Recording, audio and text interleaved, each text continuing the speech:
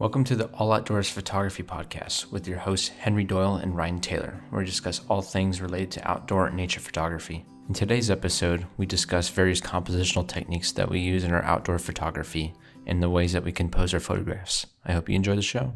Alrighty, everyone, welcome back to the episode. We're on, episode 8 now, somehow? Yes, we are. we're finally rolling into them. I think we kind of settled in, but this one's going to be about compositional techniques. So we're going to be discussing, between the two of us, me and Henry, we're going to be doing just how we compose our photographs. I'm going to give some few examples of photographs I've taken over the years. And I know Henry has as well, but we just wanted to mention first, you may have noticed that Rylan is unfortunately not with us anymore. So he's had quite a busy schedule lately, and unfortunately he could not devote the time to the podcast, but we're really going to miss him because we had a lot of fun, of course, with him on the show. Mm-hmm. And since we do have, just two of us now, we're definitely even more willing to invite some guests on. So please reach out to us if you're into nature photography. We'd love to have you. So you could email us or DM us or wherever you can contact us. So, yeah. Or even if you want, once a week, record with us and become an actual host. That's something we're not really looking for necessarily. We definitely want guests, of course, but if you're able to and you have a proper schedule for it. So like Henry said, also, if we are interested and you have a fairly open schedule where you can record with us once a week, we are interested in if you would like to be a regular host with us. And that's another thing that we're looking forward to. But I think for now, we definitely just want some guests on to share some different perspectives from outdoor photographers like ourselves. Yes, and so let's just get into composition. So what we were thinking about going into first was like how you find compositions. And in my opinion, at least, I think every photographer has a different style of composition or of how they find compositions. So Ryan, what do you do to find your compositions? Well, it's several things really. I would say I look for color. I look for good light. I'm a big fan of boring flat light, as I like to put it. But I definitely look for if it's a sunrise, sunset, something vibrant or beautiful, very colorful, or it could be something that's very more subdued and kind of moody, more minimalist, if you will.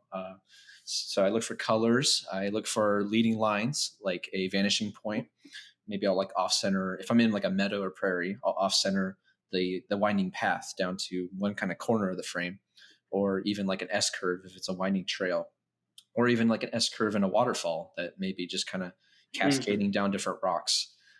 But yeah, those are the main things I really look for. Like if I'm doing a macro photograph of maybe like a wildflower or like at a local garden, I usually photograph it head on. So I have this, the top of the head or the flower filling the frame, top down perspective. If it's an abstract, that's just really whatever I kind of feel like and whatever the camera kind of dictates for me. And those compositions are just, their colors, their patterns, their streaks. There's really no defined subject necessarily. They're just kind of, for lack of a better term, like all over the place. But it's just, mainly colors, kind of creative lines, just ways to really challenge my audience and my viewers and to make them kind of think like, how'd you take that? Or, what's like steps, both literally and figuratively, did it take to create this kind of image? Would you say you're more of a person that goes out in nature and looks for photos, or you just let the photos come to you? Both. Yeah, definitely both. I feel like the initial kind of idea of going out to a local, nature reserve or somewhere like that is I have an idea set in mind, but by all means, I'm not, deadlocked on getting it because obviously the weather conditions change throughout the day or however long you're there. So I just simply let the kind of the experience, I guess, not to sound too hippie like, but they let the experience kind of come to me and kind of fuel my, my creative process and really what I see out there. Mm-hmm. How about you though? All right. So for me, when it comes to finding compositions, I think I've evolved a little bit. In my beginning days, I think like all of us, I really just took pictures of everything. I walked around and just thought everything was the best photo in the world. And then I would come home and, really be really disappointed because, either the lighting was bad or I don't know, or I shot it wrong. But now I try to be a lot more intentional. I'd say for wildlife, I'm pretty much reactionary only. I'm not one of those photographers that sits in like a bush with like a giant camouflage suit and like waits for like 6 hours for a squirrel to like go on the right branch. No, I'm usually moving around. I don't have a lot of patience, wildlife wise at least. So um, that's really reactionary. But for my landscapes, I really do try to find a proper composition. And if it's not good light, I will never take the photo because I really don't like the disappointment. When I go for a photo session, I like to have at least one good photo. So I try to look for those interesting scenes. I really like looking for texture. Um, I've always loved water, so some kind of waterfall, even a small little stream. If I can get that into a landscape shot, um, I'm more likely to really like it. Uh, I really like just kind of different colors. So like if the ground is not its typical brown color, I like maybe there's some clay in the ground or something, just some extra orange that you could bring out. Just look for those hidden colors that you can enhance and post. Um, Ryan mentioned abstracts, but for me, abstracts are kind of my like last resort. If I can't find a composition, I just Me turn up too. that shutter speed and just move my camera around. And but I've gotten some great abstracts, and that works. So I would suggest that if you're really feeling bad about your shot. Um, and then also I do look for those S curves, like Ryan mentioned. Specifically, I have a pretty good success story with an S curve. The only award I've won is this waterfall that has an S curve. It's like the stream going down one way and then it goes down the other, and so that got me best color print at the state fair. So I definitely love looking for that. So that's pretty much how I find compositions. One thing I do need to get better at is just enjoying hiking, because even though I don't take pictures of everything, I tend to always be thinking about photographing instead of just enjoying the hike. So I think I do need to improve that a bit. But Yeah, I mean, so yeah. yeah, good points there. I pretty much agree, pretty much with all of it. I just will say, yeah, the walking away from a photograph is something I've really had to learn because early on, like most amateurs, is like you just kind of more stubborn and you just want the conditions to work out in your favor. But of course, when the outdoors, a lot of it's largely out of our control, and it's something had to learn. Something I've been doing a lot more recently is just knowing when to walk away, like you said. So like if it's just super cloudy, it's like a wall cloud where the sun is setting. I'm not saying always do this, but because you never know if conditions might turn around. But if it's just complete sheet of clouds and there's going to be no sunset for like maybe a potential composition I have in mind, then I will simply just leave. I mean, honestly, sometimes it's just not worth almost wasting your time like that.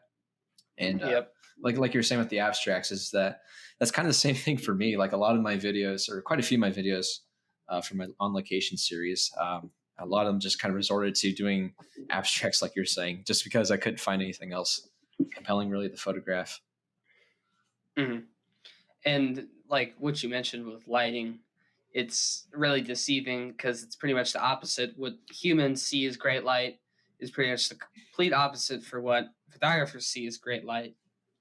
Of course, for sunsets and sunrises are the exception, but like during the day, we love cloudy skies.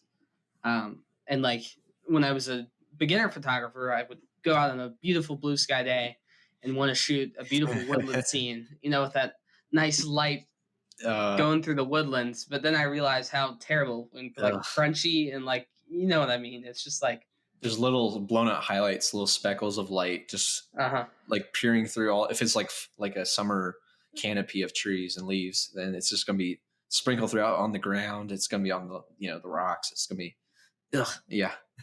Just thinking about it's just, yeah. I know what you mean though. It's definitely I like how you said humans and photographers, like they're two different people, but yeah. Yeah, I get what you mean. But yeah, it's like I understand what you mean is that we look for different light, and it's like by all means, we don't mean a blue sky, sunny day is not beautiful necessarily, or that we can't photograph, because there's obviously like the sunny F16 rule that I learned pretty early on. I bet you did too. And yeah, I haven't heard of that rule. Oh, really? Yeah, it's basically if it's a blue sky day, like midday lighting as we know it, then you just set your your aperture to f16. I think it's like ISO 200 or just 100, and that's like a golden rule basically for that kind of lighting. Yeah, that's something. Oh, really? I'm surprised. That's something I learned early on. I mean, like, obviously, I mean, I know that you can do that, but I generally try to not go past f11. Really, just kind of my personal style. Yeah, I resort to focus stacking and stuff to get that depth of field, but it's like the rule of thirds. It's more like a guideline. I know it says rule of thirds, but it's just more of like a thing to. It's like a starting point. So it's like if it's a bright sunny day, you're out with a camera outdoors, set it to f16, and then go from there and adjust your exposure accordingly. But I mean, if you want to shoot smaller scenes, like say a little landscape on the forest floor, like a tiny landscape on the forest floor, like a leaf or something on the ground. If you can find like a flower with a dot of like sunlight on it, you got a great shot. I actually took a shot like that today. It was a really bright blue sky day. It was actually kind of disappointing at first because I drove down there to the park and it was a cloudy day. I was going to shoot a waterfall and then it got sunny as soon as I parked and got out, of course. But there were these beautiful flowers and I was able to capture a moth on this flower. And there was just a tiny bit of sunlight catching it. So the background was almost completely black, which I love. Well, there's still some green, but that really nice dark green and then the nice highlight on the flower. So look for those spots of light if you're on the blue sky day. Well, the cool part is you can adjust that in post and you can, take that shadow slider and just drop it all the way out. You could make it effectively a totally black background that would isolate that moth subject. So yeah, I want to see the image, man. It sounds really good. Yeah, I'll paste it into the drive here. Yeah, that sounds good. I wanted to go back and backpedal a little bit, but you mentioned about appreciating the experience of getting outdoors and hiking solely for the purpose of hiking. It's something that also I've kind of had to go back and forth with. I still wrestle with to this day, honestly, because it's like today I actually went out. I met up with a good friend of mine. He does some photography, not anything too crazy, but just as a hobby. But we both really appreciate hiking and stuff. So we met up at a local metro park and just kind of got some mileage in for the evening. Actually, before I record this episode, and he I've learned over the years to not really bring my camera because I just find I make my best work when I'm alone most of the time, or if it's like another photographer that kind of gets me in my pace, my style and all that. But yeah, I didn't bring the camera. I left it at home, and I just tried as much as I can to appreciate the experience. And me and him parked at actually opposite parts of this metro park. It's a pretty big place, and so I kind of like hiked with him a while. He had to go, so I went to his parking lot. So I had like a good 3 miles to myself to go back to my parking lot on the other side of the place. And like I said, no camera. I took like one panorama with my phone at the end, but that's about it. And I simply just enjoyed the experience. And but yeah, but the photography, it's like you train your eye to see things even when you don't have a camera necessarily in your hand. And so like while I'm hiking, I'm just kind of looking around, enjoying the sights and sounds of the, mainly woodland that I'm in. And I was looking for potentially future compositions when I do return with the camera. See, I commend you for that because I've missed photo opportunities before, when I didn't have my camera. I'm not strong enough to not bring it. Like the main one that sticks in the back of my mind is I was in Washington, D.C. And there was this beautiful kind of spotlight lighting the Washington Monument. And then there was this stream of car. I was on the other side of the road and there's a stream of cars. And I envisioned the shot. It could have been a long exposure with the car trails and the Washington Monument. The headlights. Oh. But I did not decide to bring my camera. I brought it everywhere else in DC, but that one night on that one walk, I did not bring my camera. So ever since then, I've been, just always bring it. And sometimes it's a huge detriment. I mean, if you really want to do a nice long hike, your camera gear will slow you down. Like when I'm walking with family and I have my camera gear, they're like, "Why are you going so slow?" Yeah, gear is heavy. It is, and like I said with my example from today, it's like that metro park I went to it's quite a lot of mileage. It's about 8 to 10 miles in just a single space like that, and there's quite a big steep elevation gains, rising and falling hills along this kind of like wooded ravine. So yeah, I couldn't imagine. I didn't have anything really on me, on my person. You probably felt like you were floating. I did. No, like seriously, I was like, I purposely went there just to not have gear with me because you do need to I think, unplug a little bit and just, like you said, simply enjoy the experience, because sometimes the photography gets in the way. I mean, just I'm putting it out there. It's just sometimes it's almost like a drag. And when I am in photo mode, it's like it's on, and that's what I'm doing. But like sometimes I just like to just be out, get exercise, enjoy company with a friend, and just and it's just not fun for other non-serious photographers to have the person you're hiking with stop every 2 seconds to take a picture of like a snail or like a leaf on the ground or something. Yeah, I like I said, I tried it, and it takes a really patient person. One of the main popular things in composition, we all know it. I mean, I assume most of the listeners know it. Rule of thirds. Ryan, do you follow it? Yes, very much. I will say, I think early on that photographers should really follow it more closely. Like it's kind of like one of those things, like when you learn the rules, then you can break them. So like I feel like early on you should really abide by that rule, because it teaches you, artistically speaking, how to place subjects off center, depending on what it is, and the placement in the frame. And I just feel like it makes a much more pleasing, aesthetically pleasing photograph overall. But like once you get to a certain point, there comes a certain point where it's like it becomes too predictable, and depending on obviously the the subject, the conditions, and all that, it almost looks too tacky, I guess. Like it just looks kind of awkwardly placed in certain circumstances, really. But so yes, I use it, but I like to call it the guideline of thirds, like I said a little bit ago, and I just see it more as a guideline to frame and compose my photographs. Yeah, I'm kind of on the same boat. I mean, I break it very often, but like it's it's not an actual rule. You're not going to get arrested if you don't follow it. But what I will say is, say you're shooting a bird and you place it on the third, and it's looking out of the frame.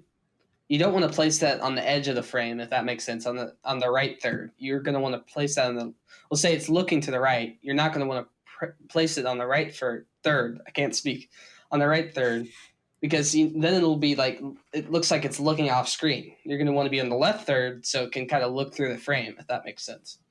Yeah, you want negative space, which we'll dive in that next, I guess. But you want negative space where it's basically blank. That's doesn't necessarily means that it has to be like nothing in that side, but you want space for if it's like a bird or some kind of wildlife subject, or even like people. I mean, I know we're outdoors, but even people. But you want it to look a certain way, quite literally, so that it has a space to look into.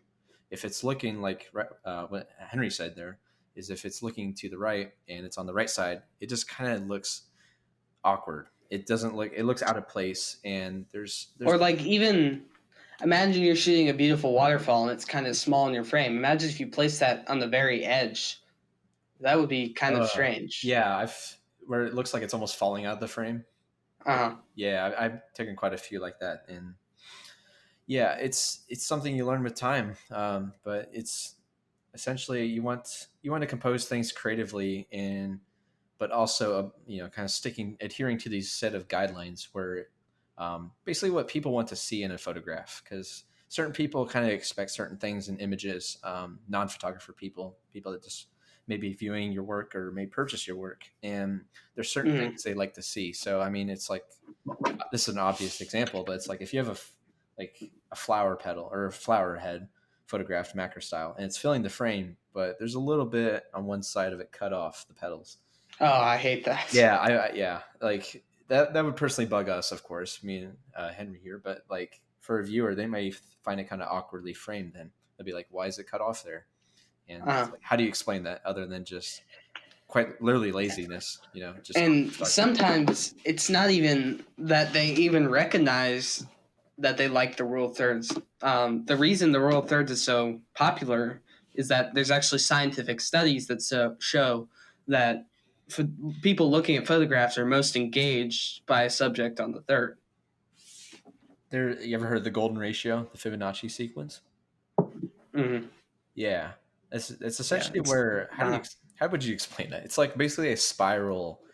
Look up like an image, like where your eye falls naturally in the image. Yeah, like that's another thing. Like pretty much. A similar case is when you have a blurry background. You're almost pretty much guaranteed to go to the subject in focus, even if you're not intentionally doing that. And that's why it's always imperative. People, wildlife, doesn't matter. Anything with eyes, pretty much. You want to have that focus, dead set, sharp, pin sharp onto the eye, because the typical viewer, they can notice from a mile away, just viewing your work, whether it's in print or on web. Hey, this eye is a little bit blurry, and it's gonna really just stick out to them like a sore thumb into you. See, that's what some portrait photographers will do wrong. They have like these f1.2 lenses and they shoot right at f1.2 and then they get a nice blurry background, but then they sacrifice focus because with that shallow of a depth of field, you can accidentally focus on like the eyelash even, and the eye will be out of focus. So you really want to make sure maybe like a f2 aperture or something just gives you a little bit of breathing room so you can get that nice sharp eye. Yeah, and I think that segues into the next theme here with composition, I think, is focus. And focus necessarily doesn't mean composition, but it definitely plays a big part in composing your photographs. And I feel like it just helps properly frame your subject. Little quick story is I remember back when I was doing my NYIP, New York Institute of Photography days, we had this assignment where you're supposed to photograph essentially like a still life image outdoors. And so I took my favorite watch at the time and I took it to a local park or whatever. I placed it. It was a nice, beautiful light. It was really pleasant, kind of like late autumn, almost golden hour light. But I placed it onto this really rustic fence. I used a super, super wide aperture and I focused right on the band of the watch. And then I was so proud of this image. It was like a weird, hokey, kind of wonky angle, vertical orientation, edited, of course, submitted it. One of the mentors is like, great image. I love the lighting, but is the subject of the image the watch band or the watch face? And I was like, oh no. I don't think I have the image anymore. I'll have to check. But yeah, I was just like, because I like the rest of it. But like when this guy, the mentor that reviewed my assignment, he saw that, he quite literally said it like that. He's like, but is this about the watch brand and the watch head or the watch band? Are you trying to pitch this to a manufacturer of watch bands? It was like, oh, it's just a mess. At least for me, it was a little embarrassing, and I was like, "Oh." So, anyways, the moral of the story is to focus is essential, and where you place your focus means everything. Yeah, focus is one of the few things you cannot really change in post production. Like you can do as much sharpening as you want, that will never get into focus. Yeah, and all that sharpening is just going to bring more digital noise, which it generally is unwanted by most people. And then the other thing with focus too is specifically for landscapes, you really just have to look at the scene. I wouldn't say always try to get it like it's kind of maybe controversial, but I don't always try to get everything in focus for landscapes. I like getting some kind of blur.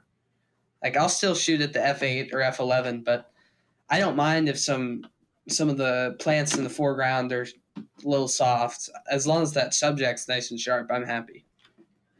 Yeah, I feel like focusing, because I kind of divide my work up into two sides where it's like interpretive photography and documentative. And I feel like for documentative, I want everything to, like, let's say if it is a landscape, I want it to all be from front to back and in focus because I'm documenting merely the scene in front of me. But if it's interpretive, I may be more forgiving if there's some foreground blur from like some vegetation, on the ground floor right next to me. But it just really depends on really what you're, like this episode's about, composing, and what you really want to share with your work.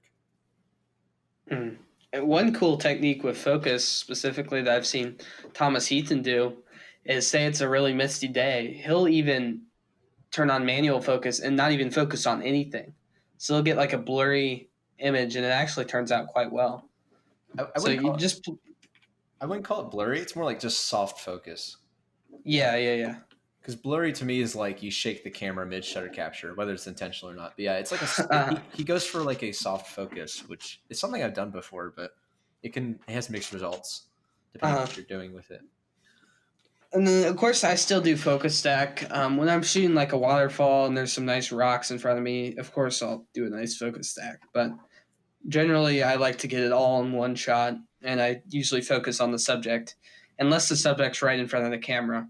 Just a rule of thumb, if the subject's right in front of the camera and you focus on that, everything else will be pretty darn blurry. And then it's kind of the vice versa too. If you focus on the background, if there's something really close to your lens, that's almost guaranteed to be out of focus, no matter what aperture you're using, pretty much. Yeah, and composing like photographs depends on your subject really. If it's like a vertical, like if it's a waterfall, you may want to focus, a third of the way into the scene to get hyperfocal distance, where it essentially, if you do it right, can Mhm. get from front to back most of the image or the frame pin sharp. Mhm. But like even like that's not it works for some lenses. Like I think the third really only applies to wide angle, I've heard. You really have to do the calculations for some of the closer in. So it's really a really complicated thing. I believe there's an app you can do to calculate it. Yeah, Um, I use photo I, kn- models for I that. know some just focus to infinity. I don't know. I guess I should try that sometime, but I'm not sure if that's exactly the most viable method. Yeah, as we're talking about focusing, I will be confession here. I usually stick to autofocus like 90% of the time. There's a very few Hey, I mean, opportunities where I'll switch it on to manual. Usually if it's like a macro where I really want to get it precise, but it's usually when it's mounted on a we tripod. we both have the same or similar focusing systems, and I bet we can both say Canon autofocus is, at least for me, it's better than my manual focusing most of the time. As long as there's a good amount of light, I trust it more than my eye in most scenarios. So I'm kind of on the same boat for you. I Yeah, can really prioritize autofocus unless I'm looking for a very, very specific thing. yeah, Canon DSLRs. I feel like I can't really speak for most other manufacturers, but yeah, their autofocus is pretty top notch, and I honestly I trust that more most of the time than my own eyes, my own eyesight, because it's just sometimes Mm. I'd rather not risk, manual focus and potentially, off focus, blurry image rather than just autofocus and just hope for the best, pin sharp. I will say, I will say though that at least on my camera, my tracking autofocus is pretty terrible. But it probably the next I'll buy my next camera will be in the R system, and they improved greatly. So I have hope. So it's not like I'll always have to deal with a bad tracking. But besides that, the autofocus is amazing. I'm usually in one shot for landscapes and then servo for wildlife. But Yeah, that's pretty much same here. Yeah, you usually use autofocus. For most wildlife, I'll servo, like you said. Especially if you're like tracking, let's say, a bird in flight. A landscapes, you can usually slow down and really kind of focus and emphasize your composition. And I'm more forgiving about using manual focus because I usually have more than enough time to take this set of images. So the next Mhm. one, I really like this one, but it's negative space, and that kind of goes hand in hand with minimalist photography. It's something I try to approach with a lot of my work. A nice, clean, simple image, very essential. I think to composing photographs is to remove anything that's not essential. Remove all distractions, Yep. whether that's in post with cloning tools, clone stamp tool, or if more preferably, if you can remove it, in camera while you're out in the field as well. So yeah, with negative space, it's great. But one thing you do have to remember, just a general warning before we get into some negative space techniques and stuff, you do have to be careful about sensor dust and stuff because if you have like a blank color, at least I find there's always some kind of like banding or you see noise or some kind of dust in the sky. So just keep that in mind. I've had problems with that before. It's especially if you use a wide aperture. I feel like that just make it much more apparent. Dust spots or just a Mhm. muddled look in maybe a sky or something like that.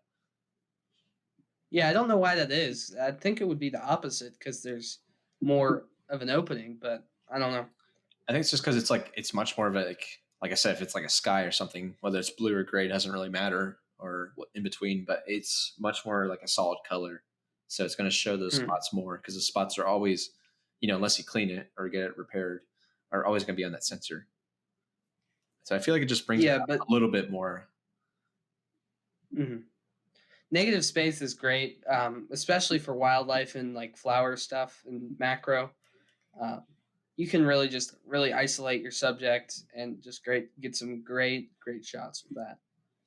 Um, Yeah, I feel like it's applicable to like any form of outdoor photography, even landscapes. 'Cause mhm. landscapes, especially if you're doing wide angle, they can pretty quickly, easily become cluttered with just tons of unnecessary details. But I guess one example would be using like a small telephoto, and you can zoom in and essentially crop in real close.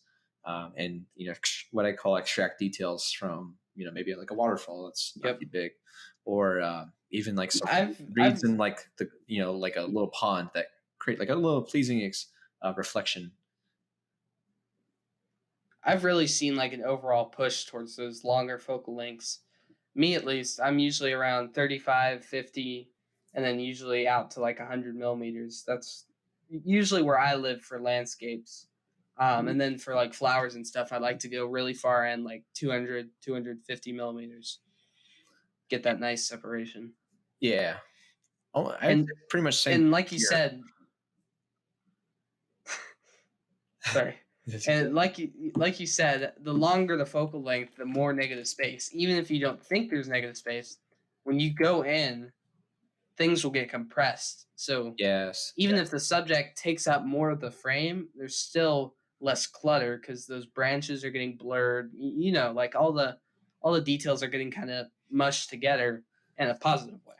Yeah, it's no matter like comparing telephoto lenses to wide angle lenses, it doesn't matter. It doesn't matter the aperture. It's essentially the focal length creates this sort of what you said compresses the distance, at least in a telephoto. So it's naturally going to look more drawn. I don't know how to describe it. Really drawn into the subject or whatever you focus on. Mm-hmm. Where a more isolated almost. Yeah, isolated. That's a good way to put it. Yeah, it's like like a wide angle by definition is going to be a wider angle essentially, and it's going to have more into the scene. And you can use, the widest aperture and focus in the foreground, but it's still going to show off a lot of detail in the background. But a telephoto, on the contrast is going to draw you into the scene more. And what I like to say is pull in the viewers kind of into the frame. And of course, a wide angle is still very useful. I'm pretty much always at 24 millimeters for like sunset shots, seascapes, landscapes. Well, not all landscapes, but like any kind of water scenes where I want to really get that nice beach and show the waves and stuff. So I'm usually always wide for that. But like I said, I'm generally mostly telephoto. Yeah, I think most of my work's really going, unless if it's like a really tall waterfall, it needs to be encompassed in a wide angle perspective. Because, just quick aside is like, you want to show the rise and fall most of the time, at least for like a waterfall. But yeah, most of my work, like you said, is I would say composed of zoom lenses, of course, but it's also a lot of telephoto work, smaller telephoto at least. Like a wildlife, like a bird, obviously it's going to require more zoom factor, but that's going to look nicer because then you're going to clean up that background. So if it's a blue sky, it's going to drop all that out of focus, or even any kind of background tree branches. But naturally, I would say the cleaner the image, visually clean at least, the better. Black and white with negative space is really good too. Like get that nice. You can really using your editing software. If you adjust the tint, say to maybe pink or something, the sky could become like completely black, and you could get like a really moody black and white image with some nice negative space. So that's just another composition tip. Yeah, there's been quite a few images I've taken, like even when immediately they're out in the field, where I just kind of visualized whether it was before the shutter capture or after. I was just like, this would look good in black and white, and I want to say almost like shoot for that sometimes. But sometimes even in post, I'll just flip on, after exporting a colored image, I'll just flip on that black and white sliders, desaturate it all, and I almost like it better because I feel like that black and white really you could almost call color like a distraction in some images. And if you remove that extraneous detail, it actually opens up more minimalist qualities to your photographs. Mm-hmm. Unfortunately, I have a bit of a problem with black and white. See, the thing is, kind of like abstracts, black and white has kind of become my backup if I don't like the shot. I need to get over that. I need to start intentionally shooting more black and whites. But well, I mean, unfortunately, right now, that's kind of my default if I don't like the image. It's something I like to see it as I shoot for color, I'd say first and foremost, pretty much all the time. But yeah, like waterfalls in particular are ones where it's like I don't really think about the black and white necessarily, but like in post, I'm definitely like to make a second copy of each image in black and white. So it's like something that I look out for in the back of my head, but it's not. I don't consider myself to be a black and white photographer. Like I know one good example is I think his name's David Yarrow. He does African elephants, and his work exclusively publishes in black and white digital photography. Oh, wow. Clyde Butcher too. He's never like his entire life. He's like in his 80s now. Has never shot a color frame. He has Wow. every opportunity to, but he just. Well, I'm sure he shot like iPhone photos in color and stuff, but he's always done. He used to do black and white film. He's moved to digital now since he's older, but always black and white. So Or he even bought the Leica. He bought the Leica camera that's digital, designed for black and white only. So he can't even shoot color if he wants to. So that's pretty cool. That's pretty neat. Or you could even go way back to before color film was really a thing and go like Ansel Adams is a classic example. He only saw, Uh-huh. I mean, he saw the landscape in color, of course, in person, but in his, I'm guessing if I could get in his head for a second here, he was probably visualizing each mountain peak or just even like an intimate landscape like a leaf or a pine forest, in black and white. He was just thinking in that kind of Mhm. monochromatic kind of mindset with his work. And like imagine how much time he put into planning those images. He would be out there for months waiting to get those shots. Imagine if he had to worry about color as well. I mean, we may not have the same kind of he wouldn't be as famous maybe because he would have been had to deal with different shades and I don't know.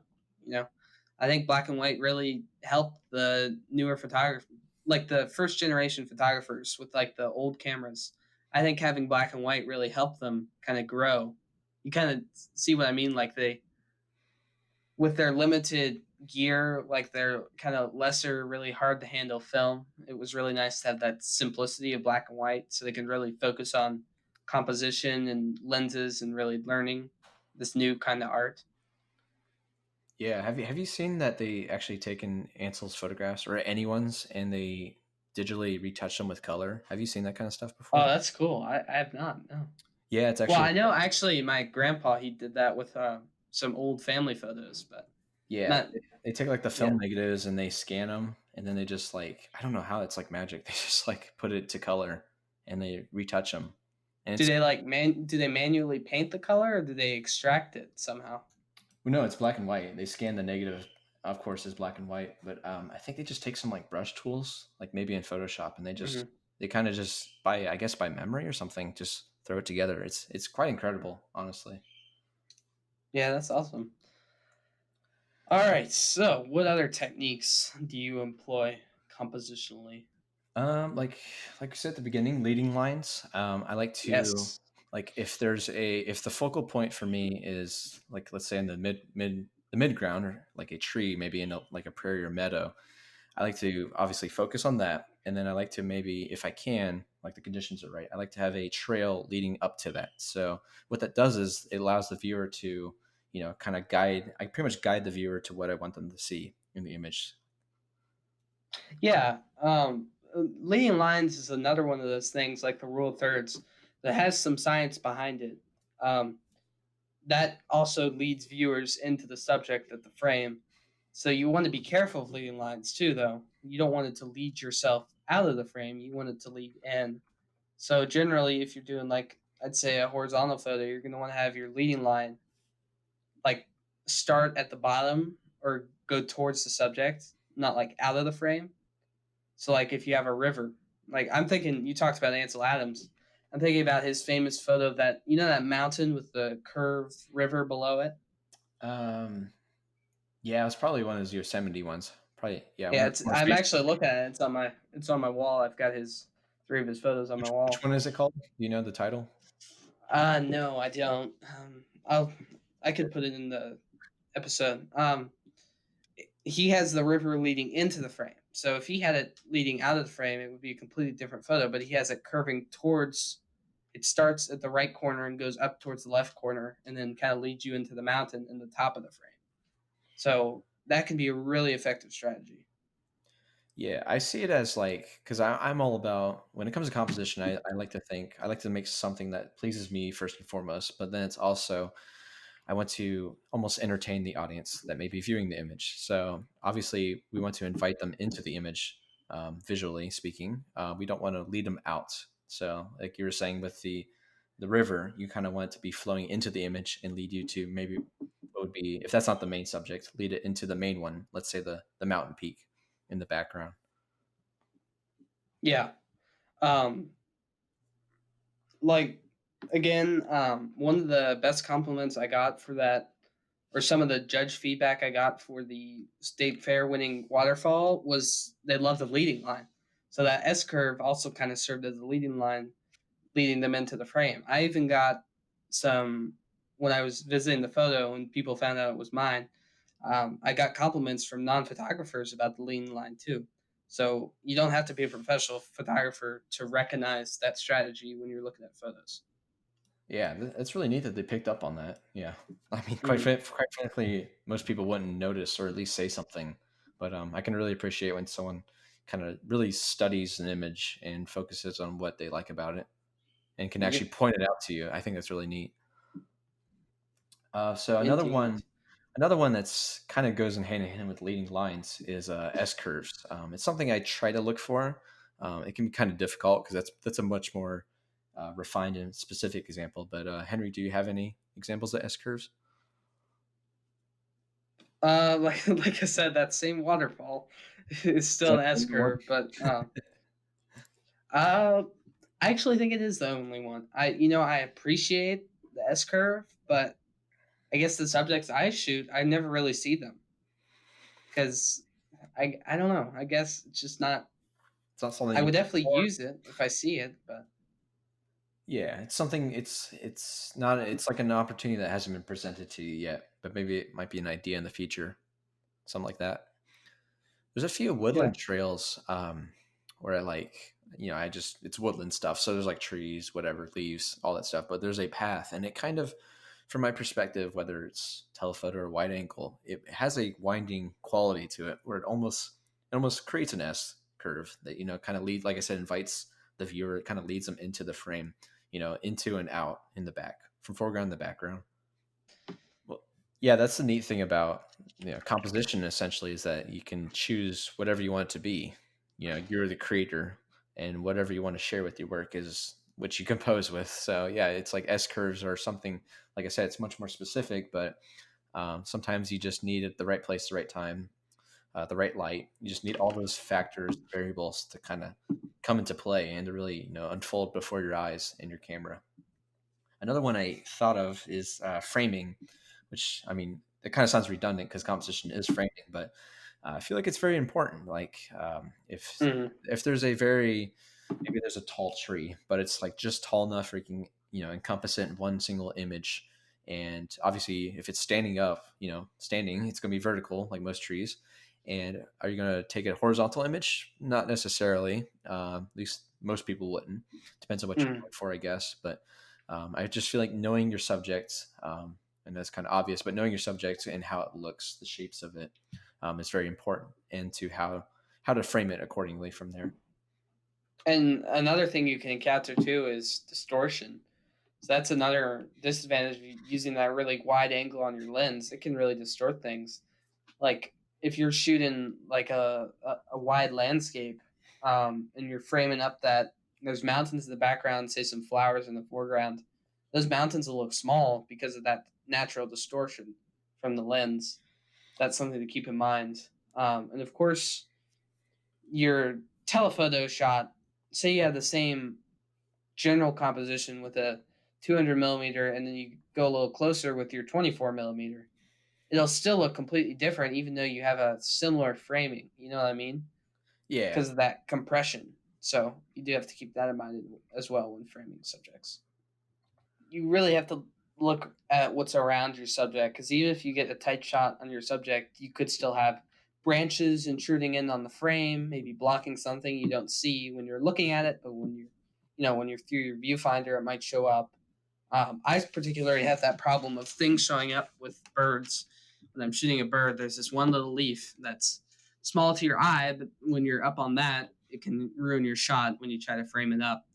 And then for landscapes too, you got to watch out for people. If it's a popular spot, or you could have the most beautiful landscape, but it could be right next to a street. You could get some. Like I remember, I was really disappointed by this. There was this bridge, and I was shooting waterfall under it, and I did a long exposure, and I got these car trails. Now, normally, I think car trails are pretty good, but it kind of ruined the shot. So things like that, you just really got to keep in mind. It's funny you mentioned that because earlier this year I was at a local metro park. I hiked around for probably 10 miles. It was like a good afternoon, evening hike. I filmed the video, didn't really take any images, and I was just really like, for lack of a better word, upset. In the video, I'm just kind of like ranting by the end, and I'm like, it's sunset, I'm sweaty, I'm tired, I'm going up this hill, it's like super dark already in here, and it's like I didn't take any images. I get to the parking lot, and there is just a really beautiful kind of decrepit old tree. Had a really just interesting kind of shape to it. So I just, as a last ditch effort, it's already after dark. At least there's still like twilight hour going on in the sky. And I just like took out my wide angle, plopped that on the camera, tripod, cable release, and I took this image of the tree, and it was like a silhouetted tree, typical blue kind of sky. There's a little bit of sunset orange on the horizon. It's a pretty boring image, just looking back on it. But then I took a few frames of that, and then cars, because like a country road. It's not really too much cars going on, but there's headlights on, of course. And this car, I can hear it coming over the hill, and it's just like during this like 25-second shutter exposure, and I was like, oh no, no, no, no, no, and I just goes right by, and I was like, crap. Shutter goes off, and I look at it, and it was like this red and yellow lights going right across, and actually from the backside illuminated the tree. And it's like I kind of went home that day feeling like a success, because I was like, that one image made it the whole day kind of worth it. And I was like, the lights, while it's not nature, it actually added to the image, and I feel like it made it the composition overall better in that case. Yeah. But obviously, you didn't plan for that, and Oh, no. you're lucky it turned out well. But I'm sure I just preferred it. Yeah. I Mhm. mean, you compare, I have both raw files still, just because I like to compare it. And I'm like, no, there's no comparison. I just found like that extra element, be it, an artificial light like that going right across the frame, I mean, made the image better. yeah. I mean, sometimes in composition, the worst mistakes can end up being the best photos. Yeah, for sure. One more theme here, or one more topic I just wanted to mention, is removing distractions, typically in corners. I always, especially with landscapes, because they're much more slower and methodical for me, I like to do what I call border patrol, where I check out Mhm. 4 corners.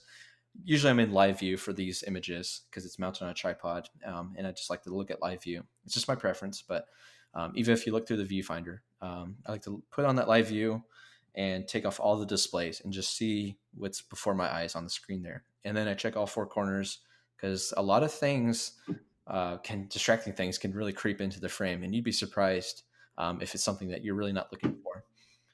They love to sneak in there. That's for sure. Yeah. There's just more than a few times where just things creep in, and then I get, load the images on the computer. I'm like, darn, how did they even, end up there? And yeah, you just have to Yeah, do those things, as you go out and photograph. that's happened to me many times as well. It's just like, if it's like a windy day too, you could get sometimes leaves. I remember one time I was shooting a landscape and the leaf fell.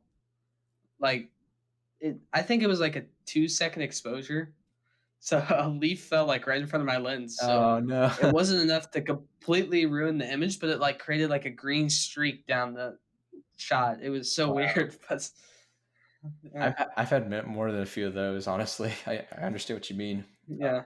There's a few times where it fell actually in front of the lens, and it somehow didn't get it, even while the shutter's, open. I don't know. Yeah, if you have a long enough shutter speed, you can even eliminate people that are walking. I know I've done that before. If I Oh yeah. have like a 30-second or more exposure, they won't be in there at all, as long as they don't linger. It'll completely blur it, or even like a bird that's flying away from its perch. You'll just get like this little speck of their color. Mm. You're just kind of But flitting away from it. sometimes I find you don't even like see the remnants. Like you wouldn't even know sometimes. Yeah, it just looks like a ghost. It's like it's just barely even Yep. there. It almost looks like it's just in the background at least. So, did you have any other compositional techniques you use? I don't think so. I feel think like we covered, brought up covers pretty a much good good. amount, Yeah. at least. So you got any announcements this week? Yeah, actually, I got another publication this year. It seems to be I'm on a roll with those for some reason, but I'm really fortunate. Awesome. So, yeah, so they're in the Dayton Daily News, a local newspaper. Pretty big deal for me. There's a local partnership with a gallery cooperative called the Contemporary of Dayton, and they partnered with Dayton Daily News, and they kind of just did this curated selection of photographs for Dayton area photographers where I'm at for what they did during COVID, the pandemic, the stay-at-home order. And so the themes, the genres, the subjects, it's all over everything, streets. A lot of them had people, of course, naturally. And some are much more abstract and artful. Mine was a little bit different because mine was focused on centrally on this snow trillium flower. I took it in early, I think March it was. And So the whole publication was about that specific flower. no, it was a collection of photographs people took. Oh, okay. Yeah, there's about, I think, 48 examples. Sorry. Oh yeah, I saw that one. I remember that. That's Actually, yeah, I think it was 28 images. So they basically had this open submission, like an artist call, and they're like, "Hey, email us your submissions," and it was free to enter. Just like a cool thing to share, and you get photo credit, of course, and they share, yada yada. But yeah, they all in all they chose my image, which is very nice. I don't know how many submitted, but yeah, they have 28 images and this kind of video slideshow or virtual slideshow, and then they also printed it in the actual newspaper. Fortunately, I got a copy of it. And yeah, it's basically just, like I said, yeah, themes about people, what they did during COVID. There's so many great just images here. Most of them, like I said, have people, not really so much nature. But mine was this wide angle perspective of this flower, spring ephemeral flower, a snow trillium. It was like a wide angle perspective. It had like this dirt around it. I kind of staged the image actually, where I kind of dug away the dirt to clean up like the center around the flower, if that makes sense. And it's a wider perspective that shows a little bit of the sky. The horizon's kind of up towards the top part of the frame, and it's meant to kind of have this kind of beautiful, like I like to call it, symbolic, kind of feeling to it, because I took it during lockdown when I was hiking alone. I took lots of images during the that quarantine when it all started really. And yeah, I feel like that's why they kind of chose it, is just this symbolism of like growth, a new life, kind of starting over. I feel like that's why they chose it, at least. But it's a very neat little. That's curated awesome. gallery. I saw that image. You're kind of breaking the standard norm of flower photography, where you go right in. I like how you kind of showed some other aspects too. Yeah, that was a very different. Even in the moment, I was just like, should I be doing this? Because it just feels so different from what I took a lot of macro shots of that same flower when I was there. But yeah, that one actually turned out to be one of my favorites because it was just something that's so different. Like you're saying earlier about doing a wide aperture on a landscape. This kind of feels like to me more like a landscape than a flower image. But yeah, having that foreground focus and then dropping out of focus the background. So yeah, it became one of my favorites ones. Even put a little quote in here. Everyone has a story of what they're doing during lockdown, and like therapy, this is what I did to stay occupied and sane. So yeah, it was very cool little submission, something to share with. Awesome. But that's pretty much it for me. For my announcements, I just posted the review of my 600mm lens. It's probably not the final review. It's kind of just I've had it for about a month, so kind of initial thoughts. I'll probably do a full, like a really in-depth review, maybe in like 6 months or so. But I like to think I put a good amount of work into that. So if you guys are interested, please check that out. I'm continuing to love that lens. I actually photographed pretty rare, or at least I think they're pretty rare, up in Michigan. I was able to get some great pictures of sandhill cranes. Ooh. So you'll see those on my Instagram soon if you guys follow me there. Also this week, I've been branching out to some platforms, just in an effort to maybe try to catch some extra traffic, maybe some print sales or something. So I do now have a Facebook and a Flickr. So check my bio on Instagram. No problem. Check my bio on Instagram. You should be able to find that. I have had Flickr for a long time, but I'm going to start consistently posting Facebook as well. Just because I think I touched on this, but I really want to focus on some printing, and I believe Facebook's kind of has an older audience who might be a little bit more likely to post or to buy some prints. So I'm kind of expanding to there. Also, I know I've been saying for months I'm going to do an EOS RP review, which is my camera. It's been almost a year now since I bought it. I'm finally going to start doing that. It's not going to be this week's video, but maybe in 2 weeks or so. So that's just my announcements. That's exciting. And yeah, That's a lot. And that's news to me. I didn't know you had a Flickr all this time and that you started a Facebook, but. Well, I hadn't posted on it since like March, so. I see. Yeah, Flickr. I mostly just had it. Yeah, I really like it. I'm going to try to do some research on the proper tags because I feel like I could build up a good community there. The Smug Mug, what I use for my website, they own Flickr now. They have for a couple of years now. So they're kind of like partnered with it. It's pretty cool. Which they're a good company as well. So and they pretty much left Flickr untouched. Just kept it as is. They just own it now. I know Gavin Hardcastle. He posts exclusively on Flickr, which is pretty cool. Does he now? I thought he did 500 pixels, but I could be wrong. Oh, well, I don't really know anything about that. Is that even still around? That was actually, let's go way back 5 years ago or so. Yeah, before I had an actual website, I used 500 pixels and I posted just non-nature stuff, just everything.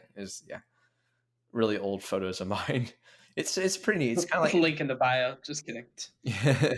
Yeah, I don't. Oh yeah, I wish I still had it because it'd be like a milestone trip down memory lane. But yeah, no, it just reminded me of because Flickr is like the same thing essentially. It's like social forums, photographs, kind of sharing. Groups. Yeah. Yeah. It's much more. It's a photography minded community. Well, it's supposed to be. I mean, I wish it was as popular as Instagram. I mean. Yeah, or at least a little bit more popular. There's so many of those communal like sites. Like I'm on UPic. Well, I have a profile, but I haven't uploaded, like you said, in months, just because it's there. But I don't. Yeah, Instagram is just. I mean, I'd love to switch to Flickr exclusively, but Instagram is just. I don't know.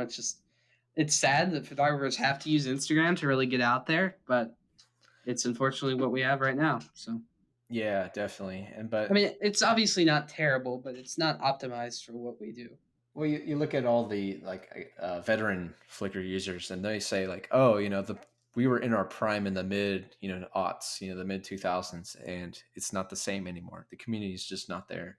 So, but I'm trying to put down what you're trying to do, but they do say like with rose tinted glasses a little bit that it was better, in the past.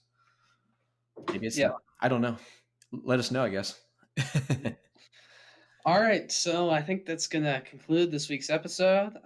Yeah. So, like we said, if you want to be a guest, reach out. Got some cool episodes coming soon. Maybe a guest in the next couple of weeks. We've got some pretty cool ones.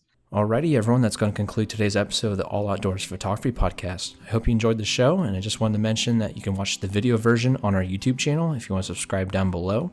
We're also available in audio form on Spotify, Anchor FM, and Google Podcasts, Breaker, Pocket Casts, Radio Public, all those various sorts of channels and services, and your favorite podcast player of choice. And you can also follow us on Instagram as well. Thank you so much for watching, and I hope you have a great day, and look forward to seeing you in the next episode.